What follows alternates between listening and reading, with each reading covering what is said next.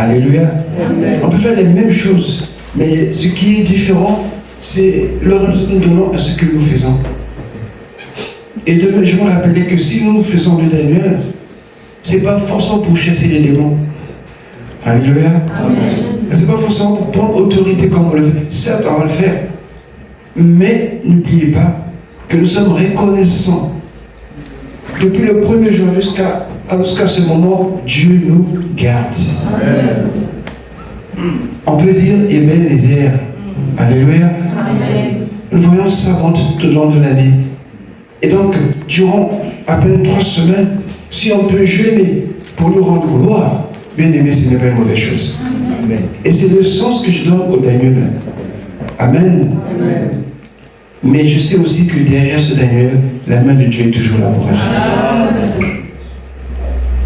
Donc ce n'est pas quelque chose qui soit une habitude, mais que chacun de nous rentrons au Seigneur donne une coloration, quelque chose, une orientation, quelque chose qui lui tient à cœur. En rendant grâce au Seigneur qui sache orienter pourquoi il jeûne. Et c'est pas parce que tu as peur des choses que tu as venu jeûner ici. Alléluia. Amen. Mais il faut le faire parce que tu aimes le Seigneur. Amen. Parce que tu es reconnaissant pour son amour, pour sa bonté. Et c'est très important pour nous de dire cela, de le témoigner pour notre foi, notre relation avec le Seigneur. C'est important. Certains ont commencé avec nous en janvier, mais ils sont où? Ils sont égarés. Le monde les a rattrapés. D'autres ont été complètement dans la distraction. Mais si nous demeurons fidèles dans sa présence, c'est par sa grâce. Et c'est pas seulement toi, mais par toi, Dieu bénit ta famille, Dieu bénit tes enfants, Dieu les protège aussi. Ça, peut-être tu ne le sais pas, mais c'est sa bonté. Amen. Et nous avons toutes les raisons de prendre 21 jours, nous humilier dans sa présence, nous dire Seigneur, tu es bon.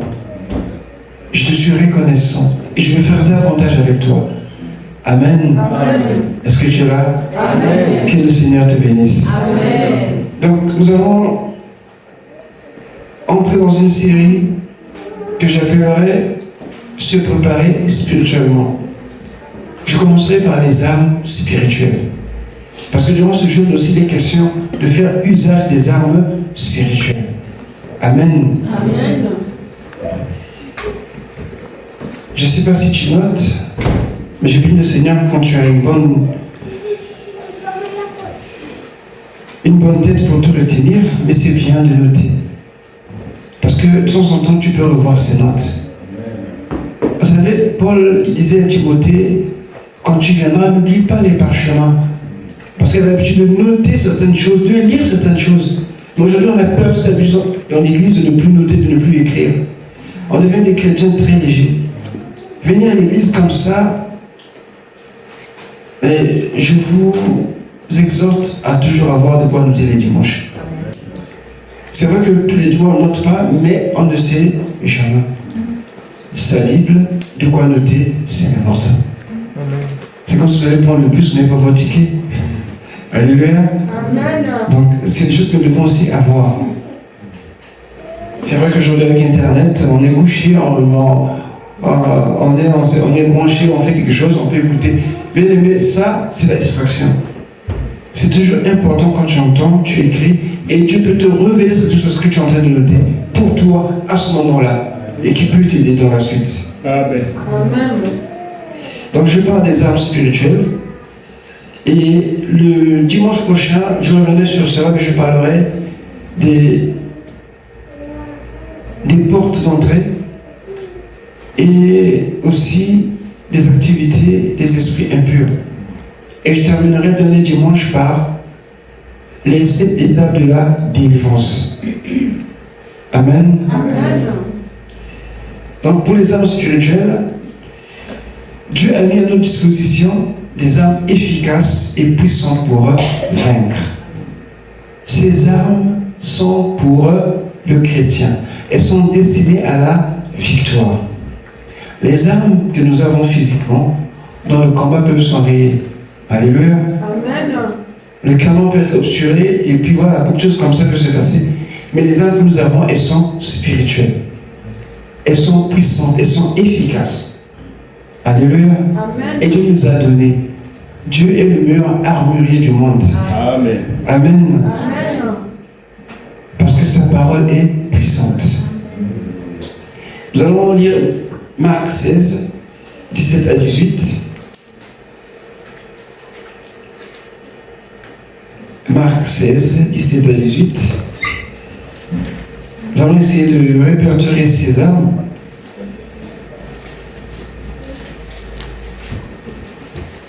Qui loue notre Seigneur. Marc 16, 17 à 18.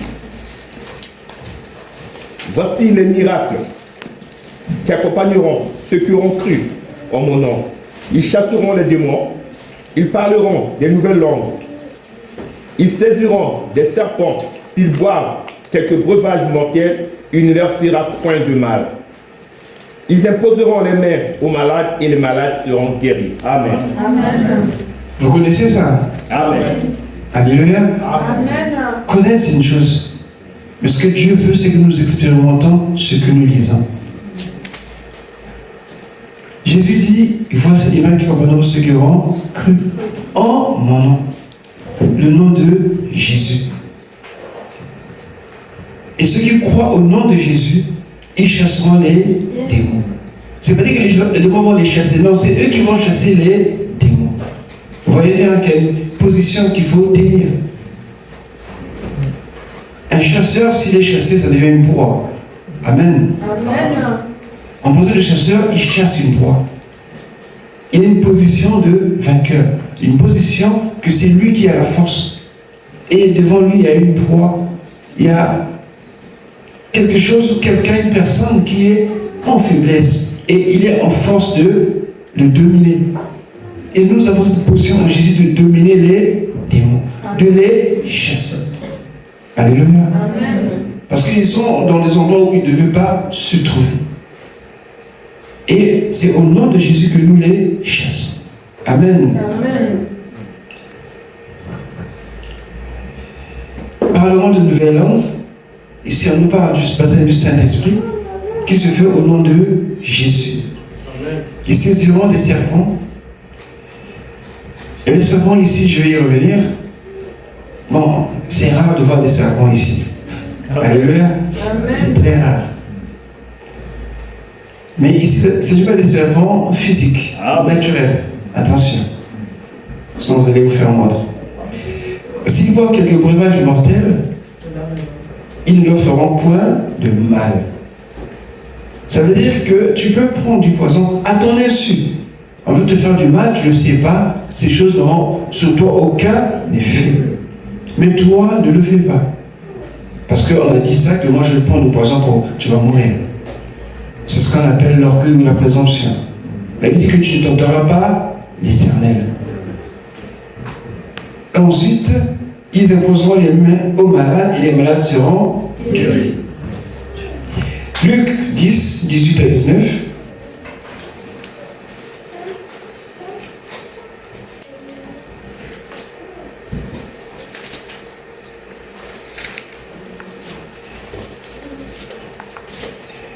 Jésus leur dit, je voyais Satan tomber du ciel comme un éclair.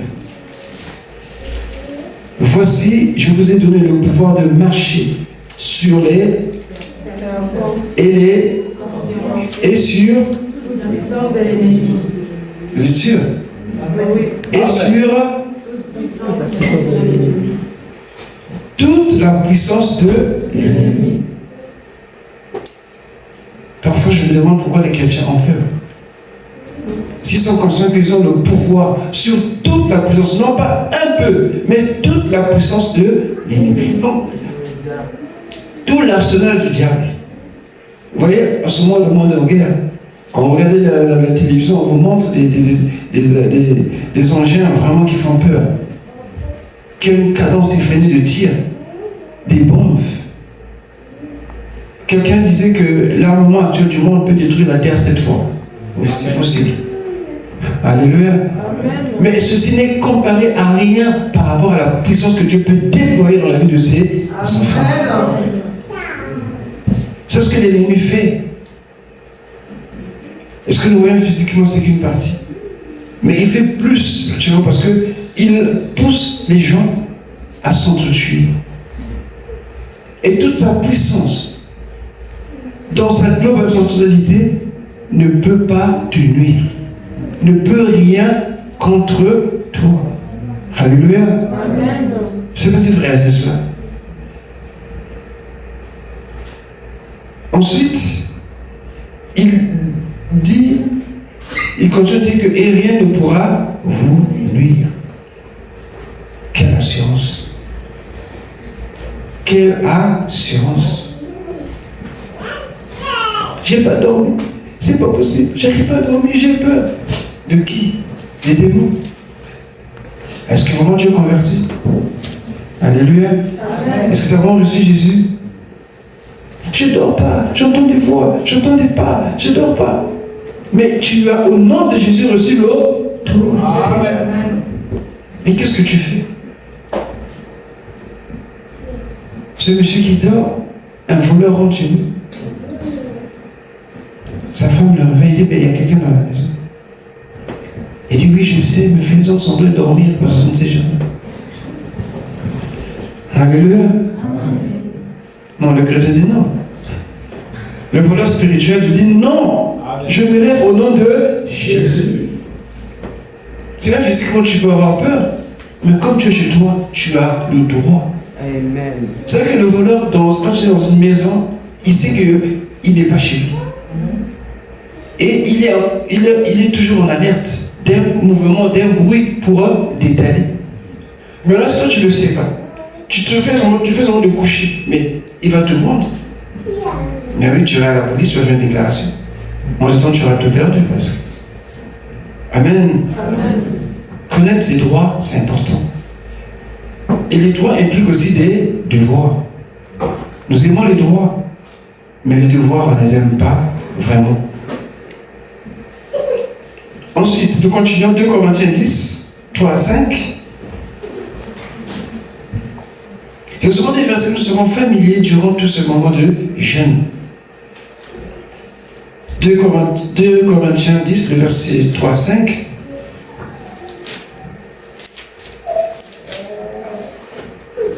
Si nous marchons dans la chair, nous ne combattons pas selon la chair.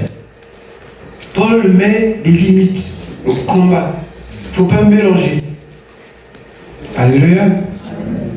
Quand tu as un problème avec ton frère, avec ta soeur, ou ton mari, ou ta femme, ne lis pas l'esprit de ta femme ou de ton mari, je ne sais pas. Parle.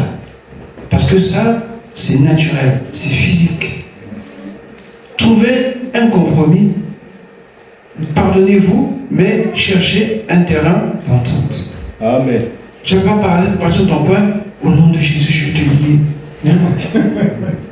Le combat spirituel, il est différent du combat physique ou naturel. Il faut délimiter les sphères de bataille. Si nous marchons dans la chair, nous ne combattons pas selon la chair. Car les armes avec lesquelles nous combattons ne sont pas charnelles. Oui? Vous pouvez lire? Merci. 2 Corinthiens 10, versets 3 à 5. Si nous marchons dans la chair, nous ne combattons pas selon la chair.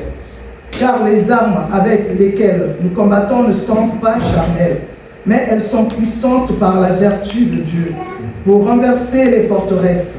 Nous renversons les raisonnements et toute hauteur qui s'élève contre la connaissance de Dieu. Et nous amenons toute pensée captive à l'obéissance de Christ. Amen. Amen. Vraiment, ici, c'est très clair. Du combat spirituel est réel. Mais parfois, les forteresses ne se trouvent pas à l'extérieur. Parfois, c'est dans nos pensées, dans nos cœurs. Et le chrétien a fort à faire parce qu'il ne réalise pas que ces combats, parfois, se passent à l'intérieur de lui-même. Il faut voir tout ça par rapport aux autres. Les armes dont l'apôtre parle ici, ce sont des armes spirituelles dans lesquelles nous allons appuyer tout à l'heure. Parce que ces armes ne sont pas comme les revolvers, les fusils, les canons, les grenades, les obus, ou les couteaux, ou les machettes, ou les épées, les sabres, tout ce que vous voulez. Non, ce n'est pas ces armes-là.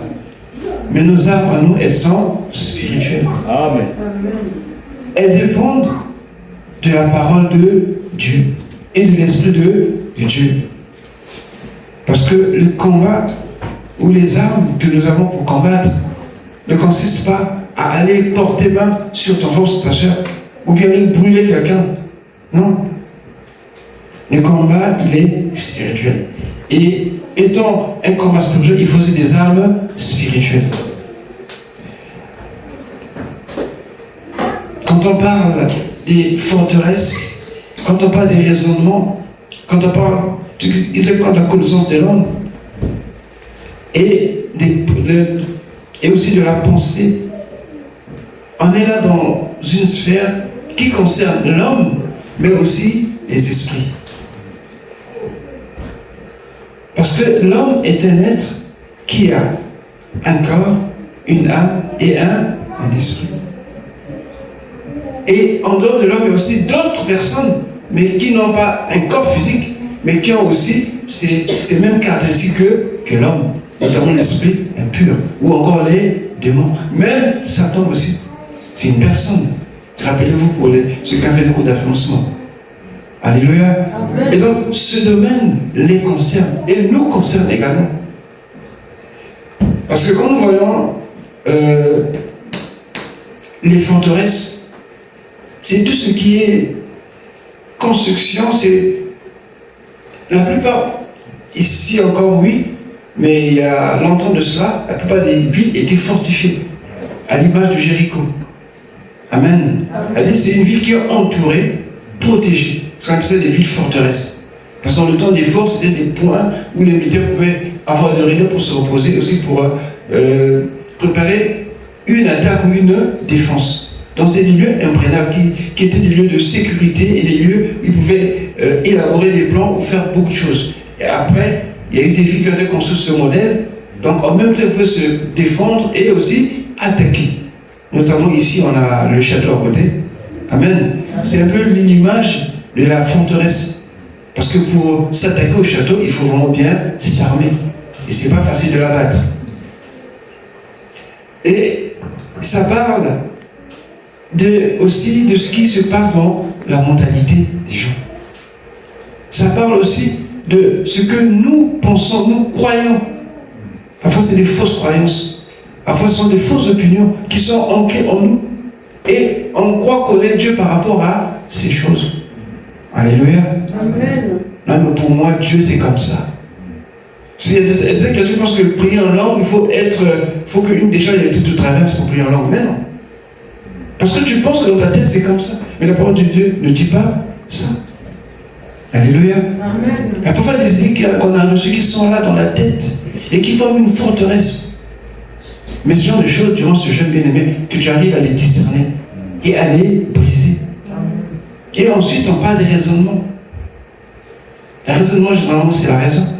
Ceux qui aiment avoir raison. Ceux qui aiment contrôler toutes choses. Quand ça le dépasse, il n'est pas d'accord. Quitte même à partir ou à fuir. Parce que son raisonnement, sa logique, ne répond pas ou ne répond plus. Ah donc, prier Dieu, il faut seulement faire ça. C'est quoi aussi ça? Moi, si tu peux faire comme ça, surtout que le verset favori des chrétiens, Dieu voit le cœur. Si tu savais comment est dans mon cœur. Alléluia. Amen. Ce que je suis dans mon cœur, ce que je vais, c'est à l'extérieur. Si je suis un autre à l'extérieur et un autre à l'intérieur, ça ne marche pas. L'extérieur doit refléter l'intérieur. Et si mon extérieur n'est pas conforme, mon intérieur ne sera pas conforme. C'est aussi simple que ça. Et ça, ce sont des raisonnements. Il y a aussi, ces raisonnements souvent constituent des hauteurs qui empêchent à connaître Dieu, qui bloquent, qui érigent un mur. Tu crois connaître Dieu, mais en réalité, tu ne connais pas Dieu. Et ce sont des hauteurs. Les hauteurs, c'est tout ce qui s'élève. Parce que ton cœur est haut. Mais Dieu veut des cœurs qui s'abaissent, qui s'humilient. Et il y a un grand combat dans notre mentalité, dans notre pensée. Et nous avons besoin des armes spirituelles, justement. C'est pour ça qu'à la fin, il dit que nous allons notre pensée captive à l'obéissance de Christ. Parce que la pensée, bien aimée, la rébellion, l'obéissance commence toujours par la pensée. Tout acte mauvais commence toujours par la pensée. Et ensuite, l'acte vient. Donc les pensées doivent être ramenées à Jésus, sous l'autorité de Jésus. Et pendant ces 21 jours, toi qui raisonnes, toi qui résistes, toi qui penses être au-dessus, je t'inviterai à t'humilier. Amen. À faire face à toi-même. Amen. Bien aimé, c'est que c'est bien quand tu connais tes faiblesses et qu'un autre vienne te les pointer du doigt. Généralement, on s'offusque et on peut même se fâcher. Alléluia. On finit même par se renfermer. Mais quand toi-même tu le connais, il est facile de faire face. Seulement que tu aies le courage. Amen. Amen. C'est ce que je crois Jacques disait. Que quand toi-même tu te condamnes, ça ne sert plus qu'on te juge. Alléluia. Mais si tu ne veux pas, tu seras jugé. Et Éphésiens 6. Éphésiens 6. À partir du verset 11.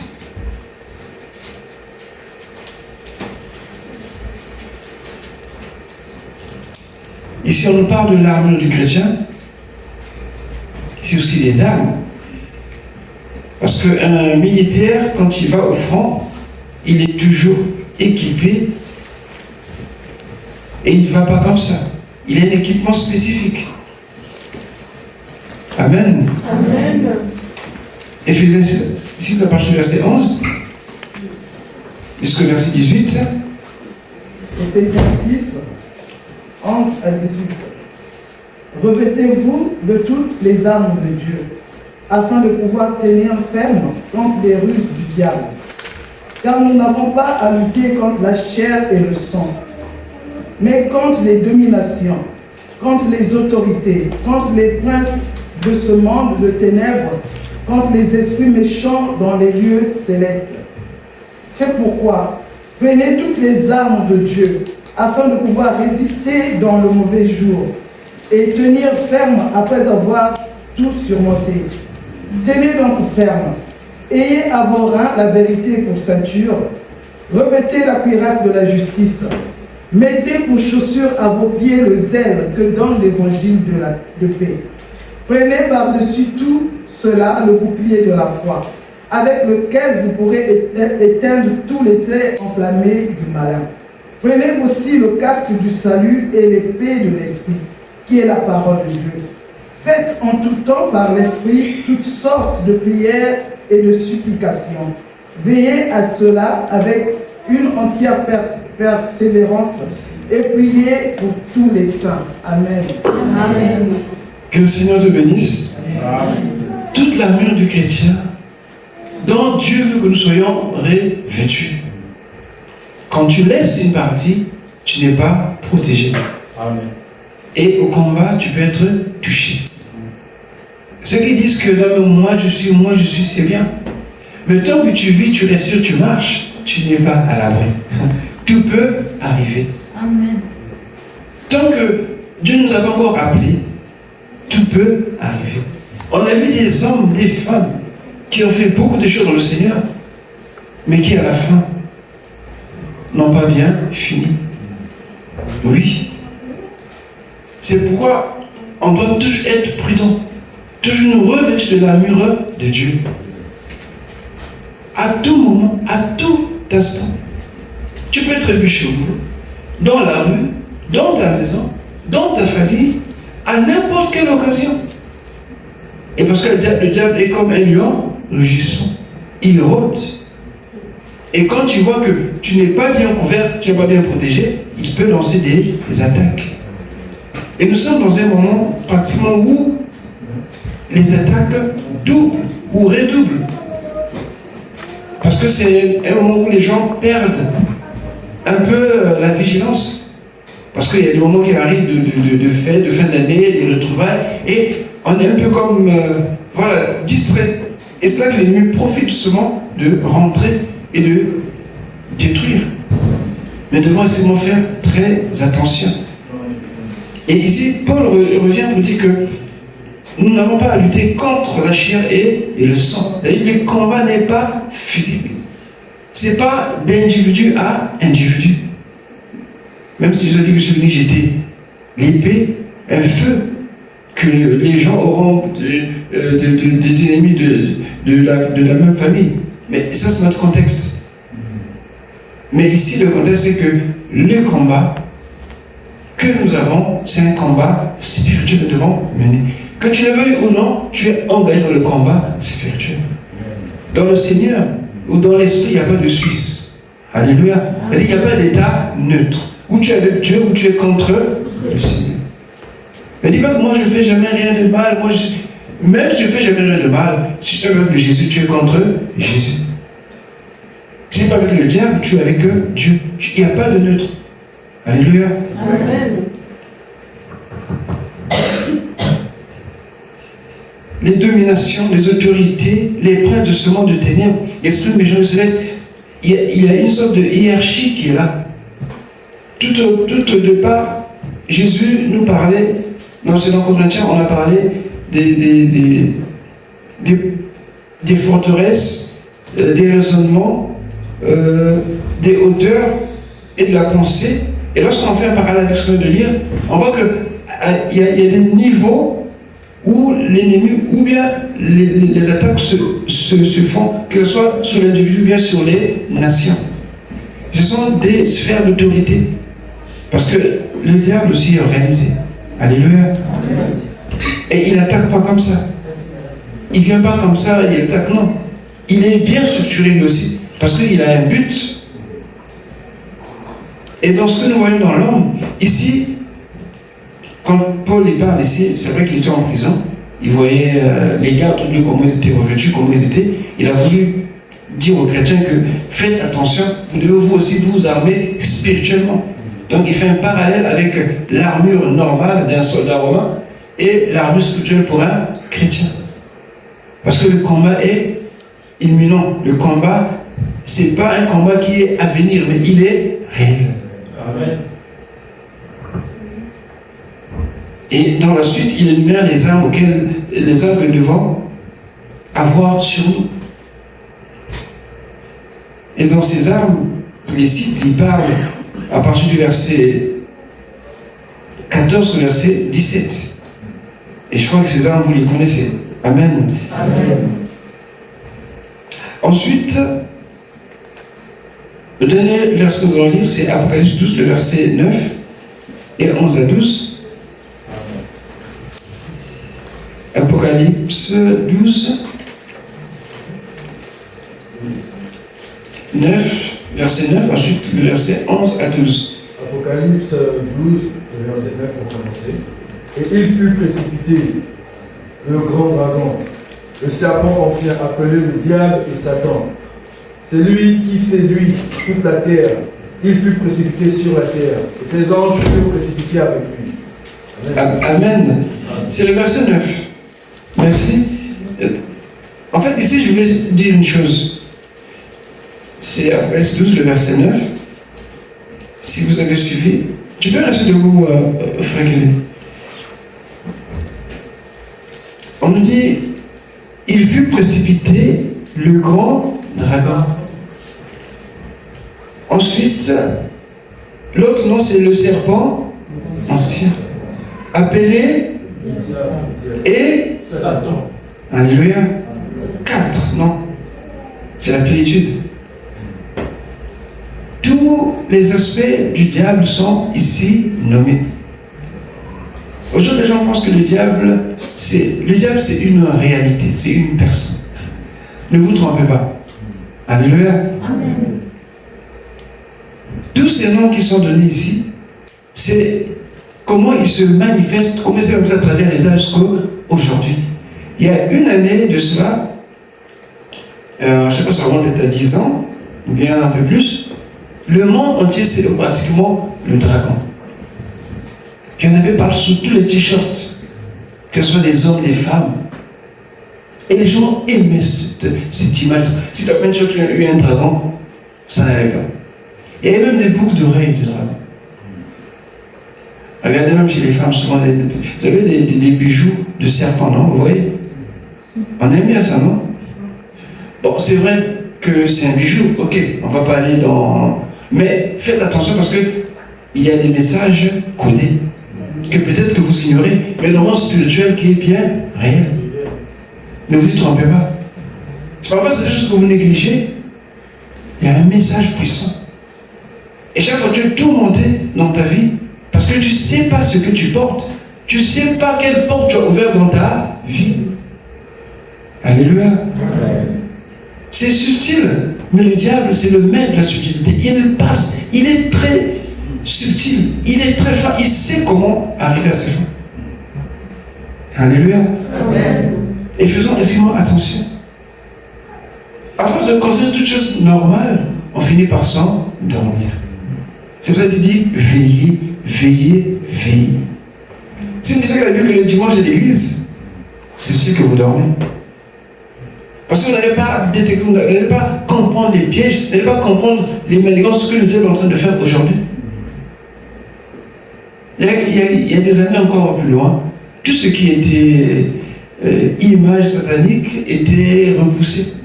Mais aujourd'hui, nos enfants, nous-mêmes, les dessins animés, c'est tous des démons. On est habitué maintenant, ça ne dit plus grand-chose. Amen. Parce que dans les temps qui arrivent là, quand la Bible sera ouverte, les démons vont jaillir, les gens vont les considérer comme des amis. Ils n'auront plus peur. Parce que déjà, ils préparent ces choses-là. Le diable prépare ces choses-là déjà. C'est très subtil. Mais les télévisions, les réseaux sociaux sont de beaucoup. Parce que ce que nous voyons aujourd'hui, ça nous dit, regardez aujourd'hui, il y a des années, je vais toujours en aller parce que c'est des références, l'image du sang était difficile. C'était difficile à supporter. Mais dans tous les films d'action, il n'y a que du sang. Aujourd'hui, on peut passer là, mais du sang, ça ne dit absolument plus rien. Parce que notre intérieur est préparé ou bien est habitué à cela. Amen. Vous voyez que forcément nous sommes en train de glisser vers un monde où certaines choses ne vont plus nous surprendre. Amen. Mais parce que le diable est subtil, il sait. Parce qu'il vient frontalement comme ça là, tu vas fuir. Alléluia. Là, il vient tout doucement, tranquillement. C'est pour ça que les peuples de Dieu doivent être réveillés. Il faut ouvrir les yeux, lisez la parole de Dieu, priez, priez et priez. Veillez. Amen. Amen. Un pasteur m'avait dit, mais pasteur, pourquoi vous veillez? Est-ce que Jésus a dit qu'il faut veiller? Il dit, c'est pas écrit, mais on aime veiller. Amen. Amen. Parce que c'est un moment où vraiment on peut prier, crier, louer en toute liberté. Amen. Il dit, oui, mais quand même, vous en faites trop. Qu'est-ce que tu veux qu'on fasse? On fait quand même. Amen. Amen. Donc c'était juste une parenthèse. Continue. 11 à 12. Apocalypse 12, 11 à 12. Ils l'ont vaincu à cause du sang de l'agneau et à cause de la parole de leur témoignage. Et ils n'ont pas élevé leur vie jusqu'à craindre la mort. C'est pourquoi réjouissez-vous, cieux, et vous qui habitez dans les cieux. Malheur à la terre et à la mer, car le diable est descendu vers vous, animé d'une grande colère, sachant qu'il a peu de temps. Amen. Qu'il a Peu de temps. C'est vrai ça? Amen. Qu'il a peu de temps? Amen. C'est ce qui est écrit? Amen. Sachant qu'il a peu de temps. Donc c'est vrai qu'il a peu de temps. Donc c'est vrai qu'il a peu de temps. Et vous croyez qu'il va être content? Tout ce que le diable fait, c'est pour vous détruire, vous emmener en enfer avec eux, lui. Parce qu'il sait qu'il a peu de temps. C'est pour ça qu'il ne veut pas que les gens prient. Il insiste pour que tu ne viennes pas à la prière. Il insiste que tu ne donnes pas ta vie au Seigneur. Il insiste pour te tenir loin du Seigneur. Et on dit, on n'a pas dit heureux la terre, malheur. Comprenez bien ça. Pourquoi? Parce que quand le diable était précipité, son jugement va commencer dans les cieux. Et il sait que ça va continuer. Mais dans sa colère, il veut emmener plusieurs avec lui. Et qu'est-ce qu'il fait? Quoi qu'il il va s'asseoir. Et quoi qu'il va se contenter de ton bon sens, de ton éducation, de tes diplômes, de ton travail. Mais tu es une proie facile pour lui. Tant que tu n'as pas Jésus, tu es une proie du diable. Amen. Vous voyez qu'il n'y a pas de neutre. Ou tu es avec Dieu, ou tu es avec le diable. Il n'y a pas de neutre. Simplement, il n'y a pas de neutre.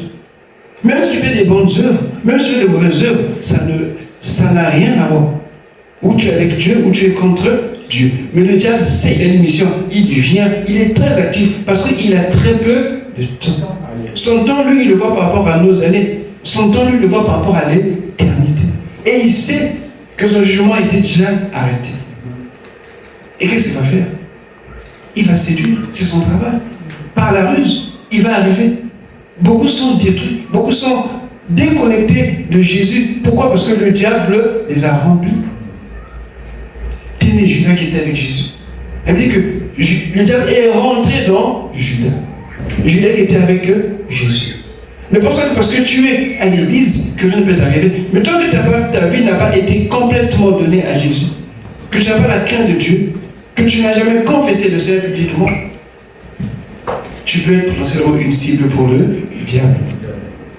Et c'est pour ça que nous devons être armés, nous devons avoir des armes spirituelles. Amen. Et les anges ici, quand on parle ici, parce qu'il y a parfois un petit souci avec les anges ici qui ont été pris avec lui. Dans Jude, on parle des anges qui sont liés, qui attendent le jugement.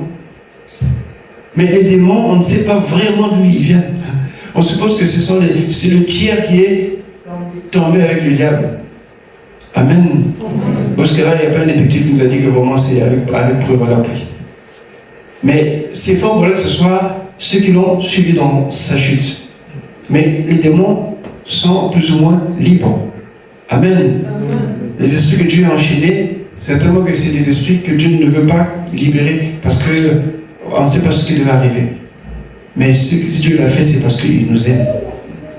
Parce qu'il ne veut pas justement qu'on puisse se perdre ou bien être trompé ou bien je ne sais pas quoi d'autre par rapport à ces esprits. Donc, nous allons résumer ce que nous avons lu. Les armes. Nous avons des armes défensives qui nous servent à nous défendre. Amen. Amen. Ce que nous avons lu dans les 4 forces que nous avons citées tout à l'heure. Donc, les armes défensives, nous commençons par la vérité pour ceinture.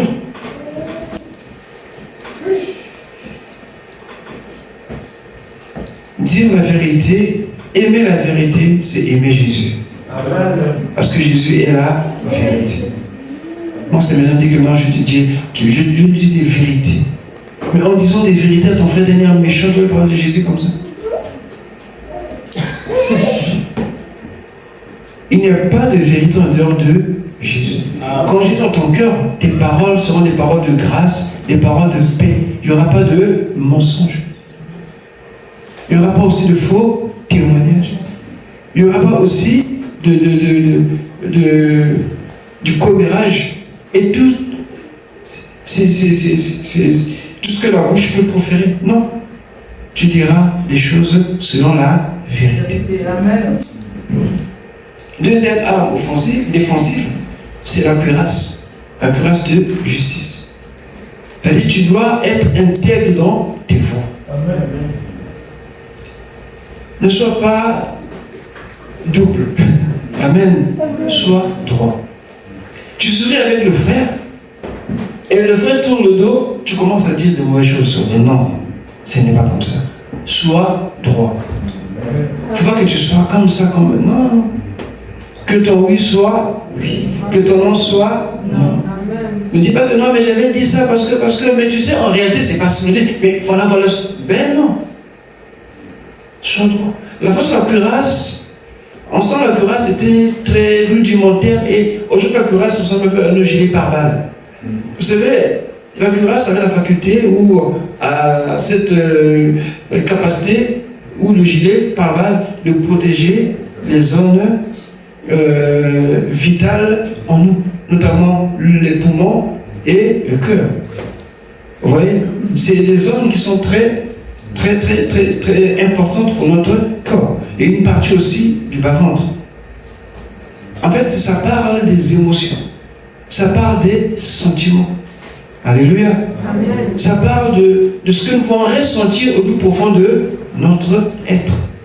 Parce qu'il y a des gens parfois qui sont tellement émotionnels qu'un rien peut finir par les faire chavirer.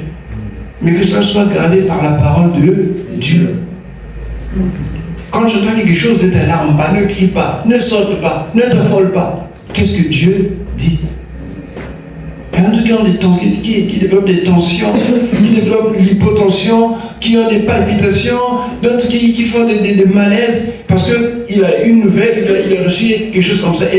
Mais parce que tu n'as pas la cuirasse de justice. Parce que Dieu est ta justice. Dieu protège ta vie, ton cœur. La Bible dit que protège ton cœur contre toutes choses. Parce que c'est de là que viennent les choses de la vie. Et la cuirasse protège le cœur, protège le poumon des hommes sensibles à la vie. Tu peux toucher par les mains, on peut te rafistoler. Alléluia. Parce que je dis que la chirurgie en fait tout pratiquement. Mais le cœur, c'est quand même dangereux. Alors celui qui a reçu une transplantation il n'y a pas longtemps d'un cœur artificiel, ben, il est mort. Il y a un qui vit encore, mais le deuxième, il n'a pas résisté. Donc, c'est des choses, c'est des parties que Dieu préserve. Parce que quand on est trop faible émotionnellement, c'est des portes d'entrée. Le diable peut t'agresser par rapport à ça. Et la troisième arme défensive, c'est le sang de Jésus. Amen. Il est pour nous le sang de Jésus. Il n'est pas pour le diable. Or, ne cherche pas le diable de nous, les démons avec le sang de Jésus. Il est précieux, le sang de Jésus. Amen. Celui qui a reçu le sang de Jésus, c'est Dieu. Parce que le sang de Jésus a satisfait la justice de Dieu. Le diable n'a rien à voir dedans, ni les démons. Oui, au début, on disait que le sang de Jésus chasse les démons. Non. Il est pour nous le sang de Jésus. Il nous protège. À l'image des enfants d'Israël en Égypte, on a mis le sang sur les linteaux des portes. Et quand l'ordre des choses passait, ils ne pouvaient pas les toucher. Parce qu'ils étaient sous le sang de Jésus. Et c'est pareil pour toi, c'est pareil pour moi. Et tout ça, ce sont des armes défensives qui nous aident à nous défendre. Ça nous protège. Amen. Amen. Ensuite, nous passons à une autre arme défensive, c'est le bouclier. Représenté par quoi? La foi. Amen. Amen. Représenté par la foi. Parce que le bouclier, en soi, il était très grand. Il prenait presque une bonne partie de la taille. Sauf s'arrêter à mi-jambe pour permettre le déplacement.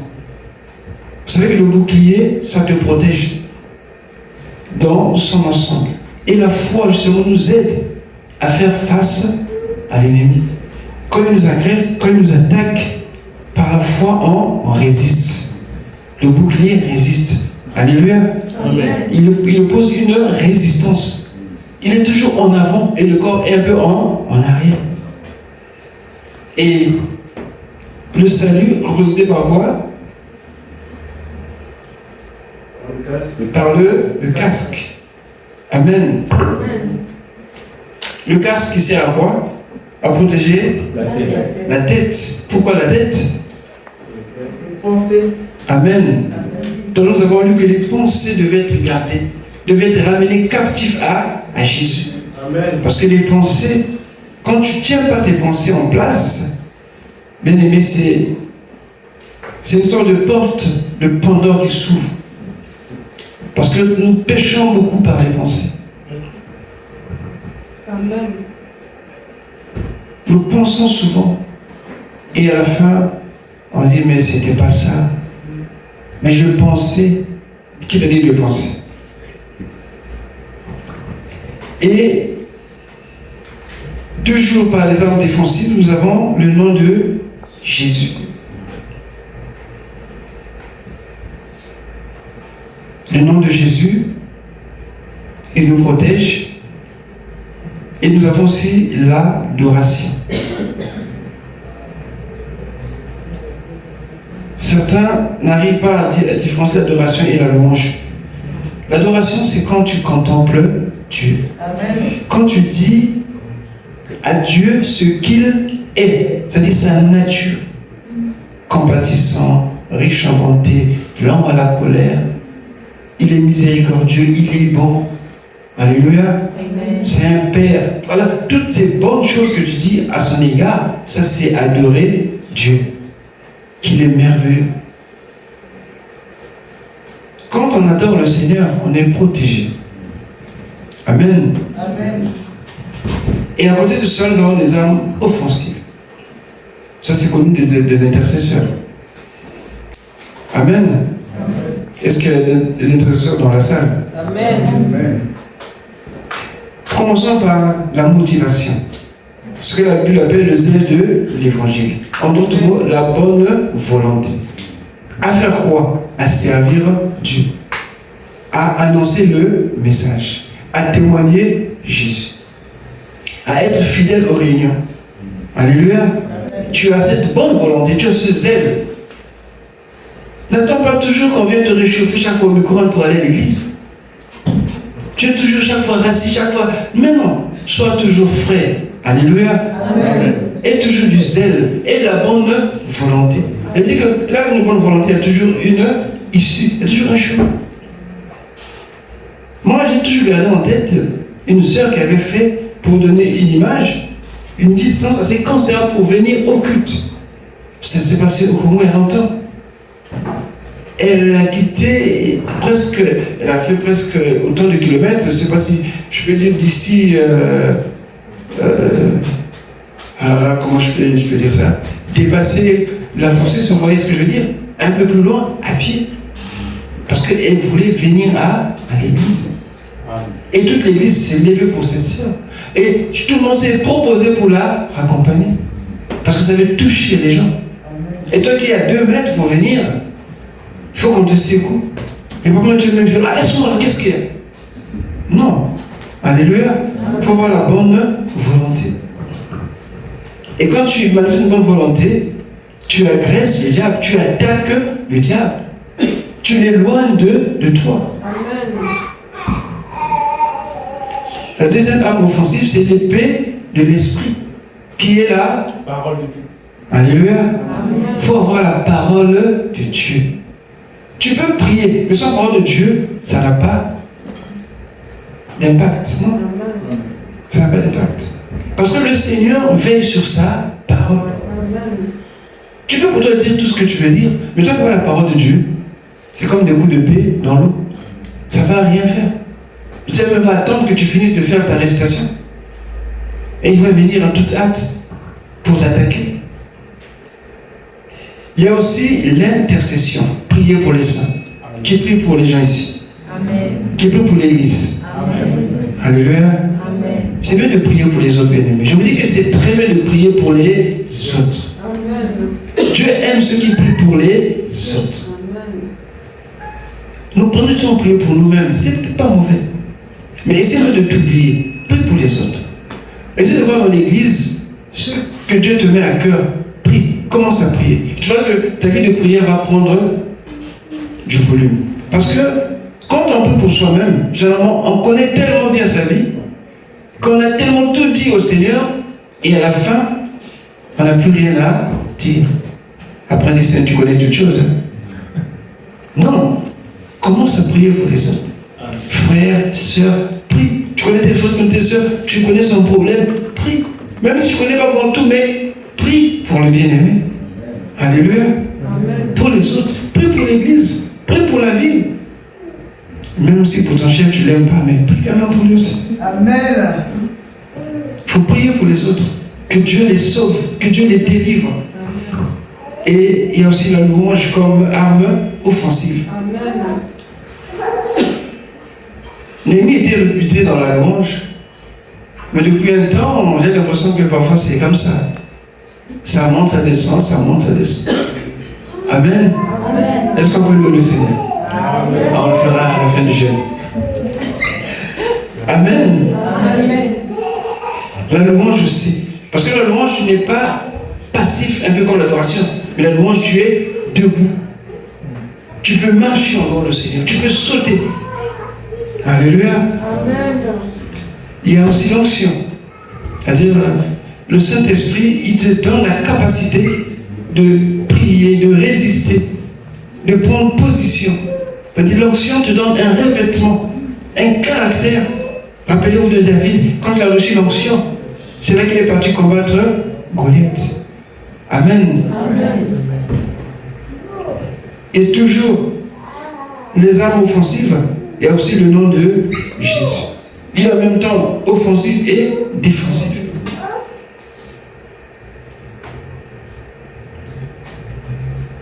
À côté de cela, nous avons des armes spirituelles qui sont mixtes, qu'on peut utiliser de la manière défensive ou bien offensive.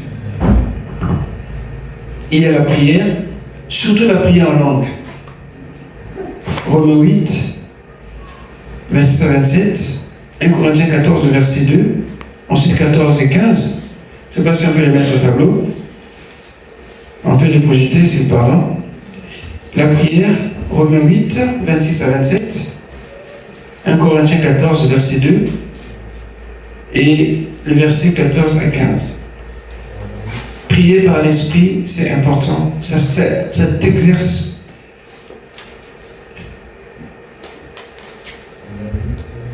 Ensuite, le jeûne et la prière associés à la méditation.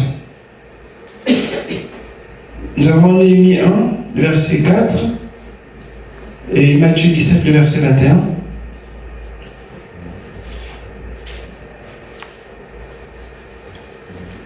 Quand on est à jeun et quand on prie, à ce moment-là, on menace le diable. On le fait reculer. Parce qu'on sent quelque chose d'autre se passer en soi. On réalise que la parole de Dieu est là.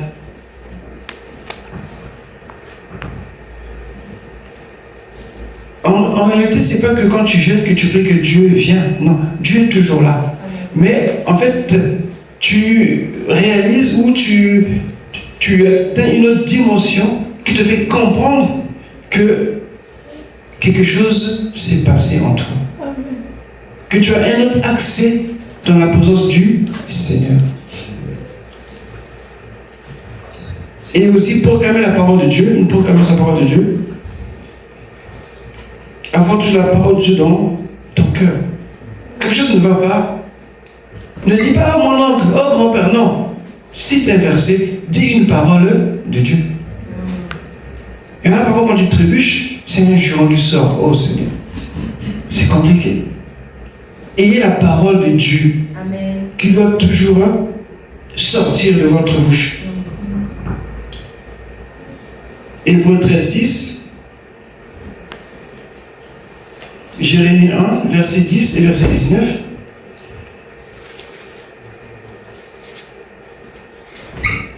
Le psaume 91.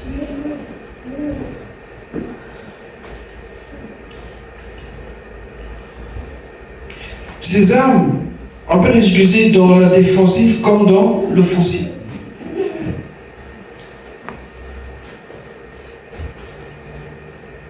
Dans le psaume 91, nous avons des phrases comme « Il te fera la guerre, il te vaincra ». Ça, nous le connaissons bien. Alléluia. Amen. Que 1000 tombent à ton côté, 10 000 à d'autres, tu ne seras jamais. En fait, quand tu dis ça avec conviction, en priant, le diable recule. Les démons disent « ici, il ne faut pas toucher ». Parce que si tu commences à dire seulement ce que tu penses, ou ce qu'on t'a dit, ou ce que tu... Non, il faut dire, proclamer la parole de Dieu. Et pour toi-même aussi dans la foi, ça t'aide. Et le nom de Jésus, Matthieu 7, 22. Et si les gens viennent dire à Jésus que non, on a chassé des démons en ton nom, on a fait des miracles, Jésus va dire non, je ne vous connais pas. Ça veut dire que le nom de Jésus est à même d'accomplir ce que le Seigneur a dit, même si ta vie n'est pas de le Seigneur. Le nom de Jésus est assez puissant parce que les démons connaissent le nom de Jésus. Et même s'ils peuvent t'obéir, mais n'empêche que tu peux perdre ton salut si tu n'es pas dans la volonté du Seigneur, si tu es dans le péché. Parce que Dieu ne retire pas sa grâce. C'est pour ça que parfois, entre nous, on a des problèmes. Je prends un exemple. Un bien-aimé, que ce soit une sœur ou un frère, qui a un don, une grâce, un ministère, mais que sa vie ne corresponde pas à la grâce qu'il a reçue, on se pose des questions. Mais une chose est sûre, c'est qu'il rendra compte. C'est pour ça que je dis que non, je n'étais jamais connu. Et pourtant j'ai chassé les démons en ton nom. Et pourtant j'ai chanté en ton nom. Et pourtant j'ai prêché en ton nom. Mais non, je n'étais jamais connu. Donc il y a des choses qu'on doit effectivement faire attention aussi. Et les dons de l'esprit, notamment le discernement des esprits. Amen. Amen.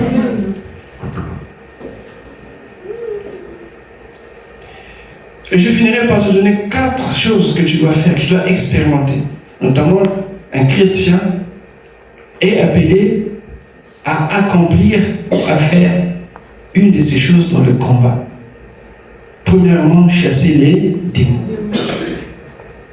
C'est à la porte de tous ceux qui ont cru. Parce que les démons, c'est des personnes.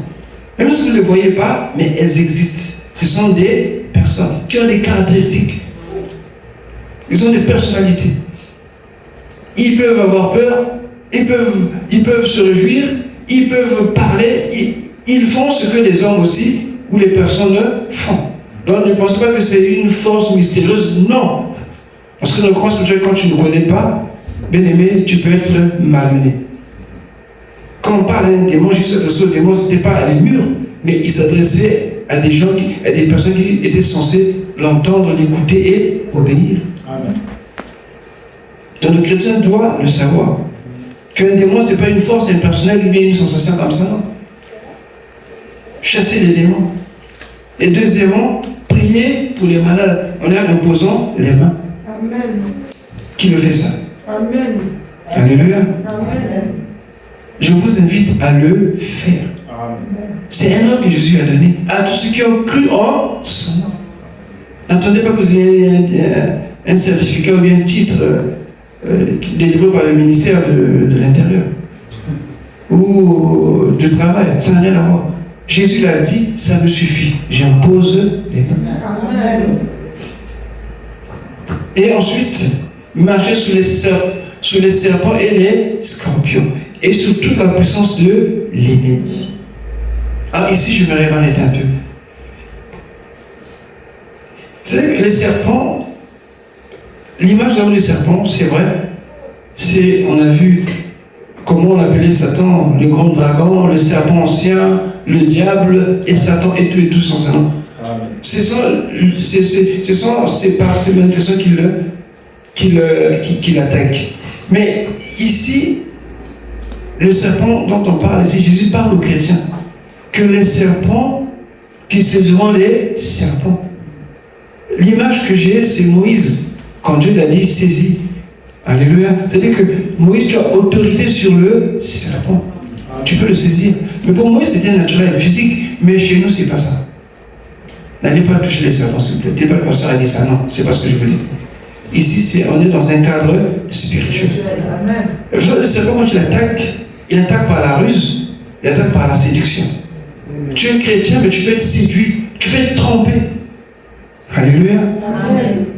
Beaucoup de chrétiens ont vu leur vie de prière s'écrouler comme un château de sable. Parce que le fiancé ou la fiancée, parce que le travail ou la femme ou le mari, je ne sais pas. Bref, vous connaissez ça mieux que moi. Parce qu'ils ont été séduits, ils ont été trompés. Est-ce que Dieu a vraiment dit? Est-ce que votre église vraiment? Est-ce que ton pasteur vraiment? Oh, souvent les pasteurs, c'est les brebis galeuses. C'est compliqué. Donc, il y a toutes ces choses que les serpents, par subtilité, finissent par faire croire aux chrétiens. Mais nous avons sur lui autorité. Il ne peut pas nous avoir. Si dans Genèse, on a dit que parlons à Ève concernant la naissance prophétique du Messie, sur la victoire du serpent, que celui-ci te mordra le talon et toi tu l'écraseras la tête. Mais effectivement, le serpent est mort. Amen. Amen. Il est mort. Comment il est mort? Mais justement, c'est parce qu'il nous fait croire des choses. Il nous emmène dans la rébellion. Il nous emmène dans la désobéissance. Il nous emmène dans le péché. C'est ça la mention du serpent. Et ça finit par nous détruire si on persévère. Amen. Ça entraîne la mort spirituelle. Dans Nombre, on nous parle d'un épisode Israël. Dieu a laissé les serpents les piquer, les serpents brûlants. Ceux qui étaient piqués mouraient. Mais ceux qui regardaient au serpent d'airain, ils vivaient. En fait, nous avons simplement deux niveaux, spirituel et physique à la fois. Amen. Quand on veut croire qu'un serpent qui te mord, rien qu'en regardant un serpent d'airain, c'est-à-dire en bronze, tu guéris. Il n'y a pas de rapport. Donc il y a un aspect physique et un aspect spirituel. Instantanément, ce que Nombre nous rapporte. Est-ce que le serpent, ici, il dit que non? Vous, au contraire, le serpent n'aura sur vous aucun pouvoir. Mais c'est nous qui avons le pouvoir sur le serpent. Alléluia. Amen. Donc réalise ta vie. Quand tu vois que tu commences à avoir beaucoup de raisons de venir à l'église, est-ce que le serpent t'a déjà pas mordu? Fais attention. Fais attention. Le scorpion, c'est pareil. Lui, son venin, son dard est dans la queue, au niveau de la queue. En fait, lui, sa piqûre, tu ne meurs pas. C'est rare. Mais il te cause des tourments, des douleurs, ça fait mal. Et tu peux passer du temps comme ça, parce que c'est une souffrance. Mais c'est des souffrances que les démons, alléluia, injectent. C'est l'oppression démoniaque. Tu es né de nouveau, mais tu n'arrives jamais à démarrer spirituellement. Tu es toujours resté au même niveau. Toujours à te plaindre, toujours à tourner autour. Mais ça ne va pas. Parce que les tourments que le scorpion, les douleurs qui tourmentent, ce sont des oppressions, ce sont des attaques démoniaques qui t'empêchent d'avancer. Tu es toujours là à regarder à tes problèmes, à ta situation, à tes malheurs, à jamais à ton bonheur. En fait, émotionnellement, ou bien par tes sentiments, il t'oppresse. Et tu ne peux rien faire. Mais nous qui sommes en Christ, ces choses, nous sommes au-dessus. Amen. Pose la question, comment d'autres arrivés avec toi arrivent à faire certaines choses que toi qui es là depuis longtemps, tu connais toutes les églises, tu connais tous les pasteurs par là, tu connais tous les cantiques, tu connais tout, mais tu es incapable de faire ce que les autres font. Il y a un problème. Quand on dit prie, tu peux pas prier. Exhorte, tu peux exhorter. Fais ce que tu peux faire. Mais c'est qu'il y a un souci. Parce que ceux qui ont reçu Christ, qui sont au-dessus, ils marchent sur les scorpions. Alléluia. Amen. Mais il y a quelqu'un qui sont piqués par le scorpion. C'est-à-dire que c'est le moment de jeûne. C'est le moment où tu dois comprendre que Dieu t'appelle une autre dimension. Même si nous rendons grâce au Seigneur, mais Dieu veut que tu expérimentes aussi d'autres choses avec le Seigneur. C'est pour ça qu'il nous donne l'autorité sur les serpents et les scorpions. Et sur toute la puissance de l'ennemi. Quand je parle d'ennemi, je parle des démons, des sorciers. De toute ta famille. Aligné du plus petit au plus grand. Alléluia. Amen. Tu ne dois pas avoir peur.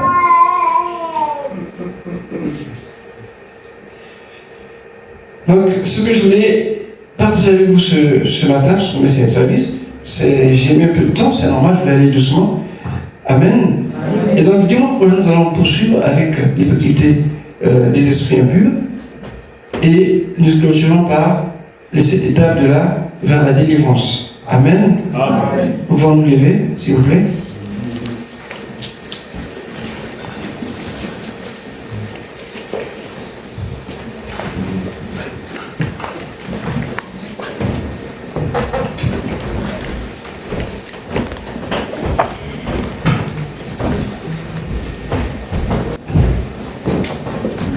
Nous rendons grâce au Seigneur pour commencer.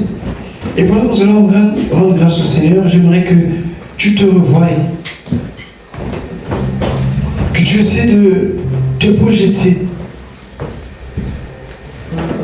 Nous sommes pratiquement vers la fin de l'année. S'il y a d'autres domaines dans lesquels tu stagnes, où tu n'arrives pas à te démarquer, demande au Seigneur de donner une impulsion à ta vie spirituelle. Que tu expérimentes la grâce et la puissance de Dieu. C'est à la portée de tout le monde. Parce que dans ceux qui croient en Jésus, il n'a pas dit des choses, ces choses à des experts. Non. À ceux qui croient. À ceux qui accepte, à ceux qui ont confiance en lui. Il n'exige pas des expériences ou des qualifications ou bien autre ce que vous connaissez. Non. Que simplement que tu aies confiance, que tu crois tout simplement. Amen. Nous prions le Seigneur. Seigneur, nous te bénissons. Nous te rendons gloire, Père, parce que tu nous as équipés pour vaincre. Et nous croyons que l'armure que tu as mis à nos dispositions, c'est pour nous rassurer de ta présence et de la victoire. Et que le diable n'a rien de commun avec nous. Parce que toi, tu es en nous. Et que toute la puissance du diable ne peut rien contre nous.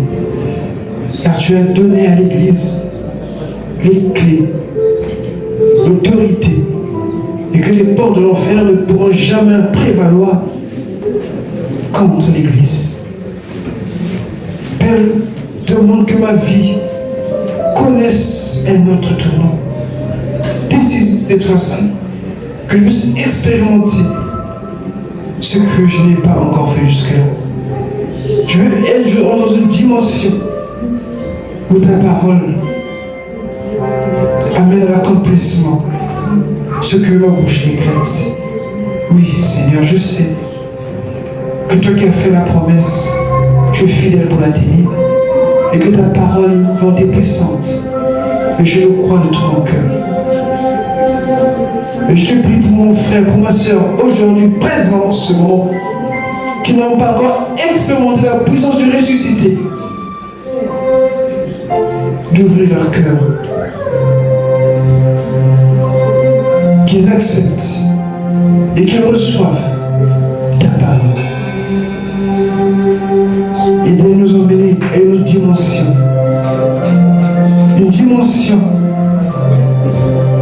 où ce que nous confessons, où ce que nous proclamons devienne réalité. Et se transforme en action de grâce et en louange pour la gloire de ton Seigneur. Et je sais que tu opères les prodiges, les miracles, la délivrance, la restauration, la victoire. Quand nous louons ton nom, quand nous confessons ta gloire et ta Seigneur, les chaînes brisées, les liens sont coupés, les forteresses sont renversées, les raisonnements sont ramenés captifs à Jésus. Seigneur, merci de nous équiper. Merci dans le nom de Jésus. Tu peux me le rendre grâce au Seigneur en t'équipant personnellement selon ce que nous avons écouté.